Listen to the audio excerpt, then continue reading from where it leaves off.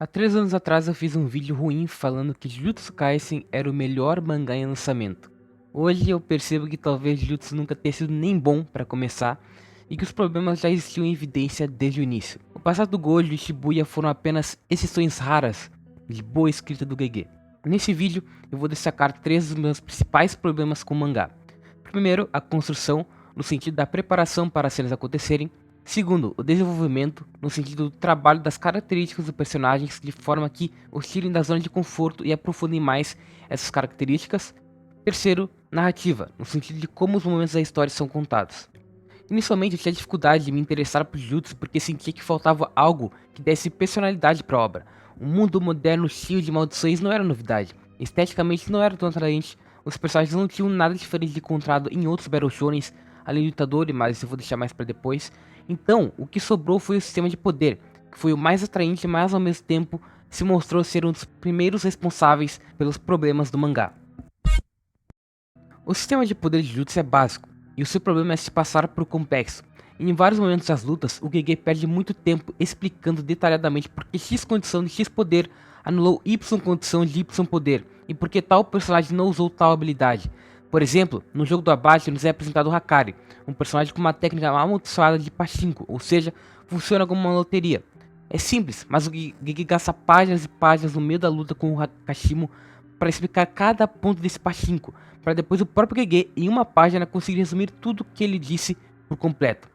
Esse sistema passa uma sensação de falsa complexidade, e essa complexidade, além de falsa, não agrega para a história, para a temática, para nada, só faz com que ele gaste um tempo que poderia ser gasto para, sei lá, desenvolver melhor seus personagens. Em Hunter x Hunter, por exemplo, o Togashi gasta páginas para detalhar o Nen, porque esse Nen está diretamente ligado com as características do personagem, em personalidade e até com seu desenvolvimento.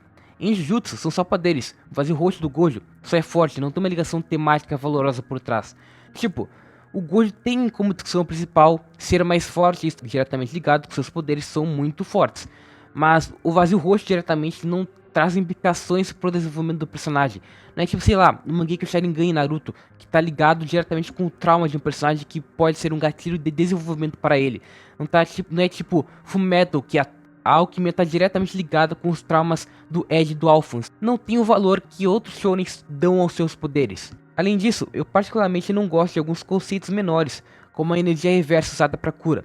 Em Shinjuku, isso acabou tirando o peso de cada escolha de alguns personagens, como o Itadori, que era estraçalhado pelo Sukuna, mas logo em seguida voltava de boa para continuar batendo porque tinha treinado a cura em off. Um personagem como Sukuna, usando ela, não me afetava tanto porque ele foi estabelecido como o ápice do universo de Jujutsu, que era quase impossível de ser derrotado, então ver ele se curando com facilidade era aceitável. Agora, o Itadori ou qualquer outro estudante era só broxante, fora algumas inconsistências nas próprias explicações do GG, como o código de Sukuna não desviado pelo Gojo, malabarismo para o Sukuna não ser condenado pelo Higuruma, enfim, eu não vou gastar minutos discutindo porque tal coisa não fez sentido. O ponto é que tudo isso ou realmente não fez sentido, e ele teve que criar contradições nas explicações para funcionar mudando coisa em cima da hora, ou foram de fato explicadas, mas a explicação não é necessariamente boa. A própria não morte do Yuta tem justificativa, mas é ruim porque a obra construiu para a morte dele, morrendo como uma ferramenta usando o corpo do Gojo como ferramenta. Então o Gege pode não ter contradito conceitos estabelecidos no sistema, mas contradisse a construção feita pro personagem. Mas essa ainda é a ponta do iceberg. Eu quis começar pelo sistema de poder porque ele é o maior foco do Gege no mangá e atrapalha o restante. O autor focou tanto nele que esqueceu de fazer o meio do início ao fim das cenas, dos personagens e de suas relações. Isso é evidente desde o início, com a relação superficial do trio principal, Itadori, Nobara e Megumi. Eles são apresentados um pro outro ao mesmo tempo que nós somos apresentados a eles, mas em poucos capítulos já começaram a agir como se fossem amigos há muito tempo. Uma cena que deixa claro isso é quando Megumi e Nobara ficam de luto, tristes pela morte não permanente do Itadori na época. Eu entendo ficar em choque pela suposta morte de um colega logo no início, causada pela maior maldição da história, mas ficar triste por isso é estranho. É até engraçado porque a própria Nobara fala sobre se conhecerem há pouco tempo, mas ainda reage da mesma forma em luto. O próprio Megumi já confiava no Itadori como se fossem amigos há anos, e posteriormente no mangá, a relação dos três não é exatamente desenvolvida. Na verdade, a gente teve mais profundidade, entre aspas, na relação Itadori e Junpei do que nos três. Nem química os três tinham como trio. O máximo que eles tinham em cena era o Itadori e a Nobara sendo bobos, enquanto o Megumi ficava sério, uma gag besta. Eu só conseguia ver um desenvolvimento mínimo, no máximo entre Itadori e Nobara, que eram mais destacados como dupla, e em Shibuya a Nobara foi justamente os gatilhos pro desenvolvimento do Itadori. Mas ainda era pouco, a gente teve um tempo curto para acompanhar só os três com o Gojo, porque logo em seguida mais estudantes eram apresentados, e desses estudantes a maioria continuou até o fim do mangá, sendo esquecidos também. O GG tem um problema semelhante ao Oda, de ir criando novos personagens para serem usados apenas em um momento específico, enquanto esquece de outros que poderiam ter sido usados, ou só usar menos personagens e aproveitar mais do pouco que tem. Pra que caralho serviu o Kashimo? Por que não usar melhor, sei lá, Miwa, o Kokichi ou qualquer random que não foi trabalhado e só serviu para momentos específicos? Quando esses personagens são esquecidos foram usados, como o Miguel, ainda assim, só foi para um capítulo específico sem fazer nada relevante de verdade. O jogo do Abashi inteiro é um exemplo do enchimento de personagens em Jujutsu. O Gege criou um random para cada um lutar. A Maki com os dois randoms que apareceram agora no final e só existiram para ela conseguir um up. O Megumi com outros randoms. Só o Higuruma foi interessante e mesmo assim não é um personagem super bem feito. Só é um personagem com poderes interessantes, nada além disso. São poucos os personagens em Jujutsu que são memoráveis, e não é como se isso fosse em prol de desenvolver bem a história dos poucos que existem. Vou usar de exemplo Itadori, Megumi e Sukuna. O Itadori como protagonista é até interessante, porque ele sempre foi tratado como uma pessoa normal, sem a ambição de ser o mais forte de todos ou algo do tipo. Só queria ter pessoas ao redor e proteger elas. É algo à parte do resto em Jujutsu, até por não ter uma expansão de domínio por base do mangá. Ele se destacava por não ter nada que o destacasse. Mas é só isso. O Gege perdeu oportunidades para realmente moldar o personagem. Shibuya foi um momento em que, de fato, ele teve um amadurecimento por conta das mortes e por ter que lidar com parte da culpa. Ele também se tornou alguém mais empático em Shinjuku, comparando a forma como lidou com Mahito e a forma como lidou com Sukuna. Mas isso não foi desenvolvido. É como se a gente só tivesse o início e o fim do personagem. O Itadori ficou boa parte do jogo do Abashi de Shinjuku só aparecendo para bater em quem tinha que bater. E quando teve um momento mais introspectivo com Sukuna na expansão de domínio, foi repentino e durou pouco. Faltam momentos introspectivos para os personagens de Jutsu, momentos individuais de cada um, mais monólogos, fora de lutas. O próprio luta da Nobara, que supostamente teve uma morte muito impactante, foi estranho. Ele e o Megumi de vez em quando lembravam dela e ficavam tristes, mas rapidamente seguiam em frente, só. A própria relação do Itadori com Sukuna, que passaram o mangá todo no mesmo corpo, é mal trabalhada. Durante a luta dos dois é revelado que Itadori é sobrinho do Sukuna, mas essa revelação é totalmente ignorada pela história. Só é jogada ali e você aceita e foda-se. Qualquer tipo de desenvolvimento não é trazido de volta posteriormente. Nem em lutas o Itadori consegue ser interessante. A luta com o Sukuna se resumiu a ele spamando o Black Flash. O que se espera de um personagem mais limitado em poderes é estratégias criativas para deixar o combate mais dinâmico, mas isso só aconteceu um pouco quando todo entrou em cena, e mesmo assim continuou não sendo mérito do protagonista, e sim do novo personagem. O Itadori era um personagem que flertava com ser interessante por ser normal, mas acabou só sendo vazio e mal concluído. Já o Sukuna, apesar de eu ainda achar um bom personagem, parece incompleto, principalmente depois do último capítulo com sua escolha de norte ou sul. O Gege ia citando coisas sobre ele aqui e ali para instigar, tipo ter matado o irmão, diretamente ligado ao Itadori, ser conhecido como o Desonrado ou o Anjo Caído. É semelhante ao Kaido, que teve uma construção, mas parece que faltou ligar tudo para ficar mais completinho, mesmo que o personagem ainda seja bom. Sobre o Megumi, ele evidencia até mais do que os outros essa falta do meio em Jujutsu. O Megumi sempre foi retratado como um personagem com pessimismo para a vida, e em Shinjuku isso aumentou mais ainda por ele se ver como um peso para seus amigos. Mas o Gege, durante a luta inteira, raramente fez questão de destacar isso, mostrar a perspectiva do interior do Megumi, o quanto ele estava sofrendo. A gente sabia que ele estava sofrendo porque era lógico, mas pouco foi mostrado.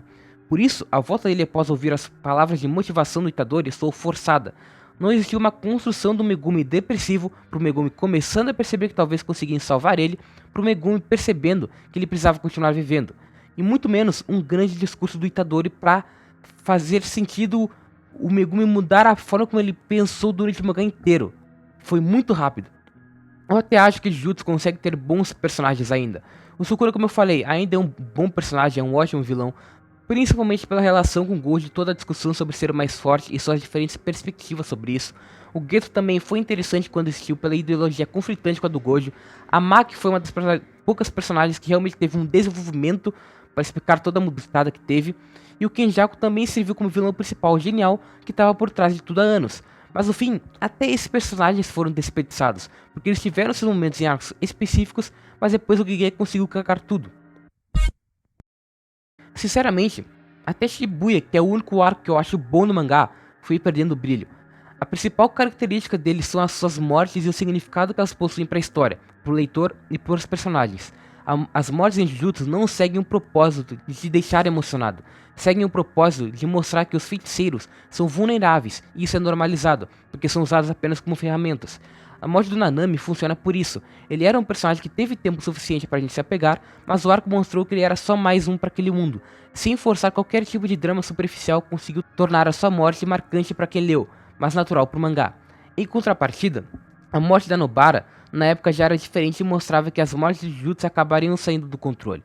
Ela segue essa ideia da normalidade, mas o Gege poucas páginas antes da morte decide dar um último flashback para a personagem, para tentar forçar uma empatia maior sua por ela, tornando o momento superficial, porque é em cima da hora.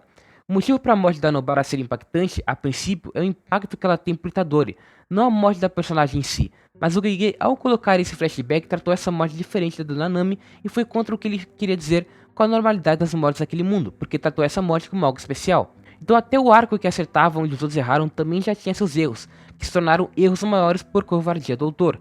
Eu não gostava da morte da Nobara, e até acreditava que ela poderia voltar antes sem problemas. Mas Gege Akutami decidiu fazer isso na prorrogação, quase indo pros pênaltis, sem construção narrativa nenhuma para isso, e justamente no único momento do mangá inteiro que o Itadori estava tendo um momento de protagonista, depois de anos, sendo ofuscado pelo ataque da Nobara que só voltou por fanservice. Qual o ponto de estragar uma morte que era o principal gatilho de desenvolvimento do Itadori só para poucas páginas? O Itadori já ia derrotar o Sukuna, mas com a volta dela, a vitória ficou menos impressionante por parte do protagonista, que teve que dividir a glória com a personagem que voltou e ainda por cima inferiorizou tudo pelo que ele passou em Shibuya. Tudo isso também demonstra quão apática a história e os personagens são. A Nobara ficou meses em coma, e para ter chegado só no fim da luta, provavelmente acordou durante ela. Ao acordar, ela teria que raciocinar sobre a morte do Mahito, o Sukuna possuindo o Megumi, a volta e morte do Gojo, as mortes e supostas mortes de outros de seus colegas. Era muita coisa para ela ter que lidar, mas ela só chega na luta como se nada tivesse acontecido da forma mais caricata possível. É mais uma evidência de que os personagens em Jujutsu são pouco críveis, são papéis em branco com uma ou outra coisa escrita, sem algo que conecte isso em uma escrita coesa. A partir de Shinjuku, as mortes de Jujutsu perderam qualquer valor que poderiam ter, não só por esse momento.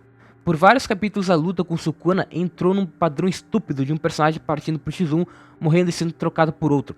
Foi assim com Kashimo, depois com Higuruma, depois com Yuta, com o Kusakabe, até finalmente eles perceberem que era só ir todo mundo junto. Nesse meio tempo, o Kashimo morreu, mas a morte dele foi irrisória porque ele era um personagem super recente que mal teve tempo de tela, então não importou pra gente. Tudo bem, o tema de feiticeiros serem ferramentas tá aí, mas tema por tema não é bom nem ruim, então só foi preguiçoso aqui.